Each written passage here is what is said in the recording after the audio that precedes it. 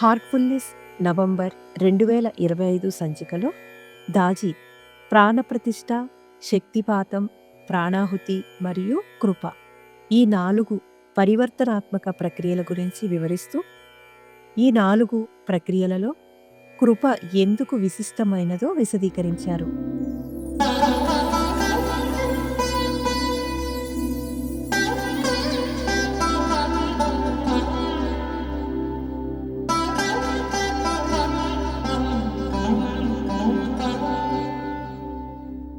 ఈ 4 ప్రక్రియలు వేటికవే తమ సొంత స్వభావాన్ని కలిగి ఉంటాయి అని వాటి గురించి దాజీ ఇలా వివరించారు. ప్రాణప్రతిష్ఠ అంటే ఒక విగ్రహంలో ప్రాణాన్ని ప్రతిష్ఠించడానికి పూజారులు నిర్వహించే వైదిక కర్మ. నిర్దిష్ట మంత్రాలను పఠిస్తూ దైవిక ఉపస్థితిని ఆహ్వానించి ఒక విగ్రహాన్ని దేవత యొక్క సజీవ స్వరూపంగా మారుస్తారు. దీని ముఖ్య ఉద్దేశం ఏమిటంటే ఒక విగ్రహాన్ని ఆరాధనాపూర్వకంగా మార్చడం. అలాగే శక్తిపాతం అంటే గురువు ఒక వ్యక్తి శరీరాన్ని నేరుగా తాకడం ద్వారా అతని శరీరంలోని ఒక నిర్దిష్ట చక్రాన్ని లేదా చైతన్య స్థాయిని మేల్కొల్పడానికి ప్రయత్నించటం. సాంప్రదాయిక శక్తిపాతంలో గురువు శిష్యుని శరీరంపై నిర్దిష్ట స్థానాలను సృష్టించడం ద్వారా నిర్దిష్ట చక్రాలను క్రియాశీలం చేస్తారు. ఇవన్నీ బాహ్య క్రియలు. ప్రాణాహుతి అనేది ఈ 2 క్రియలకు పూర్తిగా భిన్నమైనది. ప్రాణాహుతి దక్షత కల గురువర్యుల హృదయం నుండి దానిని స్వీకరించే వ్యక్తి హృదయంలోనికి నేరుగా ప్రవహిస్తుంది. ఈ ప్రసారం సంకల్ప శక్తితో ప్రారంభమవుతుంది. సాధకునిలో కొన్ని ఆధ్యాత్మిక శక్తులను సృష్టించడం ద్వారా వారి చైతన్య స్థితిని వృద్ధి చేస్తుంది. ప్రాణాహుతి అంటే ప్రాణానికి ప్రాణం లేదా జీవానికి జీవం. అందువలన ప్రాణాహుతి అనేది సాధారణ జీవశక్తి కాదు, అది అత్యంత సూక్ష్మమైన దివ్యసారం. ప్రాణాహుతిని దైవిక శక్తి, అత్యంత సూక్ష్మ చైతన్యం లేదా సర్వోత్కృష్ట శక్తి అని కూడా పిలవవచ్చు. ఇది శిష్యుని హృదయంలో దివ్యత్వాన్ని మేల్కొల్పుతుంది. ప్రాణాహుతి అనేది దైవిక ప్రేమ.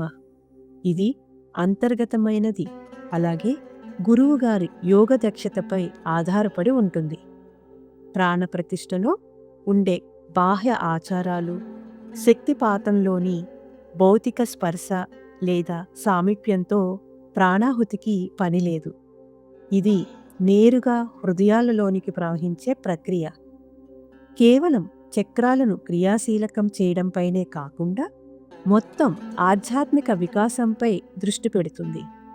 వీటి అన్నిటి విధానాలు మాత్రమే కాక ఫలితాలు కూడా వేరువేరుగా ఉంటాయి అంటూ అన్నింటిలోనూ కృప విశిష్టమైనది అన్నారు పూజ్య దాజీ. కృప మానవ మధ్యవర్తిత్వం అవసరమయ్యే ఇతర ఆధ్యాత్మిక ప్రక్రియలు అన్నిటికంటే భిన్నమైనది. ఇది పూర్తిగా స్వతంత్రమైనది, దైవ సంకల్పం నుండి మాత్రమే ప్రవహిస్తుంది. మానవులు అర్థం చేసుకోలేని లేదా నియంత్రించలేని సూత్రాలపై ఆధారపడి కృప పనిచేస్తుంది. నిజాయితీతో కూడిన ఆధ్యాత్మిక సాధన కృపను స్వీకరించే స్థితిని సృష్టిస్తుంది. శరణాగతి అలాగే ప్రయత్నానికి కృప స్పందిస్తుంది. కృప అంటే ఎటువంటి ప్రతిఫలాన్ని ఆశించకుండా దైవం ఉచితంగా ఇచ్చే ప్రేమ మరియు సహాయం.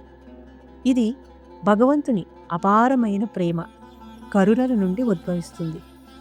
కృప యొక్క ప్రభావం వలన మన హృదయాలు కరిగిపోతాయి. ప్రాణప్రతిష్ఠ కంటే శక్తిపాతం సూక్ష్మమైనది, శక్తిపాతం కంటే ప్రాణాహుతి సూక్ష్మమైనది. వీటన్నిటికంటే కృప అత్యంత సూక్ష్మమైనది.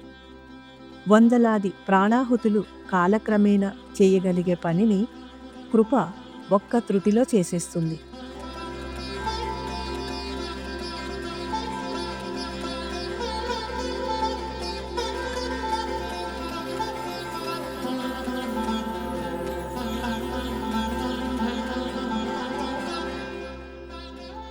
మానవ ప్రయత్నాన్ని సాధన ద్వారా గౌరవించడం, ప్రాణాహుతి రూపంలో గురువుగారి సహాయాన్ని కోరడం మరియు అసాధ్యాన్ని సుసాధ్యం చేయగలిగే దైవకృపకు సంపూర్ణంగా శరణాగతి చెందడం ఇదే సహజ మార్గం యొక్క ప్రత్యేకత అని అంటూ ఈ వివరణను ముగించారు దాజీ.